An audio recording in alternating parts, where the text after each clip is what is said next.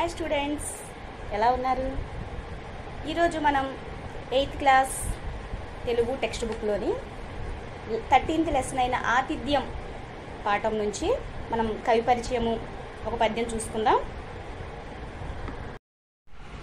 చూడండి, ఇది 8th class 13th లెసన్లోని ఆతిథ్యము.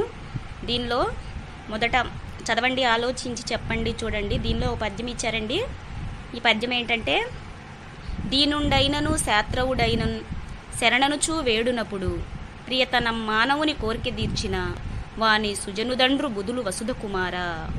ఇది కుమార శతకంలోని పద్యం. దీన్ని రచించిన కవి పక్కి లక్ష్మీ నరసింహ కవి. ఈ పద్యం యొక్క భావం ఏంటంటే, అనాథులు, అభాగ్యులు, దీనులు ఎవరైనా సరే శరణనుచూ వేడుకొనిన వారిని ఎవరైతే ఆదుకుంటారో వారు మంచివారు అనిపించుకుంటారు ఈ భూమి మీద అని ఈ పక్కి లక్ష్మీ నరసింహ కవి తన యొక్క పద్యం ద్వారా వివరించాడు. ఇది పద్యభావం. దీనిలో 3 ప్రశ్నలు ఇవ్వడం జరిగింది. అవేంటంటే, పై పద్యం ఏం చెబుతుంది? ఇప్పుడు భావం చెప్పుకున్నాం కదండి. ఎవరైతే దీనులను, అభాగ్యులను శరణనుచూ వేడుకుంటారో వాళ్ళని ఆదరించిన వారు మంచివారు అవుతారు అని ఈ పద్యం యొక్క భావం. ఎవరిని సుజనులు అంటారంటే, ఎవరైతే శరణనుచూ వేడుకుంటారో వాళ్ళని ఆదుకున్న వారిని సుజనులు అంటారు. నెక్స్ట్, శరణు కోరడం అంటే ఏమిటంటే, వాళ్ళకి ఏదైతే కావాలి అని అడుగుతారో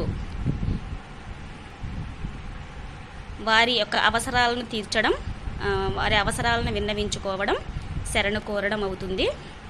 చూడండి, ఈ పద్యం యొక్క ఈ ఆతిథ్యం యొక్క పాఠ్యభాగాన్ని రచించిన కవి తిక్కన సోమయాజి. ఇతను 13వ శతాబ్దానికి చెందిన కవి. ఇతను కవిత్రయంలో 2వ వాడండి. కవిత్రయంలో ఎంతమంది ఉంటారు? 3. నన్నయ, తిక్కన, సోమయాజి. నన్నయ 11వ శతాబ్దానికి చెందిన కవి. ఈ తిక్కన 13వ శతాబ్దానికి చెందిన కవి. వీరిద్దరి తర్వాత ఎర్రన. ఈ మహాభారతాన్ని తెలుగులోకి అనువదించిన ఈ ముగ్గురు కవులు. వీళ్ళల్లో 2వ వాడు తిక్కన. ఇతను యొక్క పుట్టుక గురించి తెలుసుకుందాము. ఇతను ఇంటి పేరు కొట్టరువు. ఇతని యొక్క తండ్రి పేరు కొమ్మన, తల్లి పేరు అన్నమ్మ. ఇతను నెల్లూరుని పాలించిన మనుమసిద్ధి ఆస్థానంలో మంత్రిగా ఉండేవారు. ఇతను నిర్వచనోత్తర రామాయణంని రచించాడు. ఇది చాలా పేరు పొందిన గ్రంథం అండి, నిర్వచనోత్తర రామాయణం. అలాగే ఈ ఆంధ్ర మహాభారతాన్ని, అంటే సంస్కృతంలో ఉన్న మహాభారతాన్ని తెలుగులోకి అనువదించిన 2వ కవి. మొత్తం ఈ మహాభారతంలో 15 పర్వాలను తెలుగులోకి అనువదించాడు. అవి విరాట పర్వం నుంచి స్వర్గారోహణ పర్వం వరకు మొత్తం 15 పర్వాలను రచించారు. ఇతని యొక్క శైలి నాటకీయంగా ఉంటుంది. ఇవన్నీ రచించినందుకు గాను ఇతనికి 2 బిరుదులు ఉన్నాయి. అవేంటంటే, ఉభయ కవి మిత్రుడు, కవి బ్రహ్మ. ఉభయ కవి మిత్రుడు అనే బిరుదు ఎందుకు వచ్చిందంటే, ఇతనికి ముందు ఉన్న కవులకు ఆదర్శంగా నిలిచి ఉన్నాడు కాబట్టి ఇతనికి ఉభయ కవి మిత్రుడు అనే బిరుదు వచ్చింది.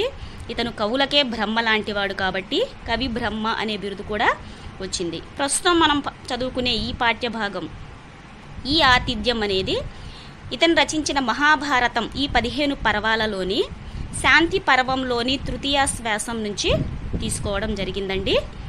ఇప్పుడు ఇది కవి పరిచయము. చూశారు కదండి, ఆతిథ్యం కవి పరిచయం. నెక్స్ట్ వీడియోలో ఈ పద్యం యొక్క పద్యాలు, వాటి భావాలు తెలుసుకుందాము. అప్పటి వరకు బాయ్.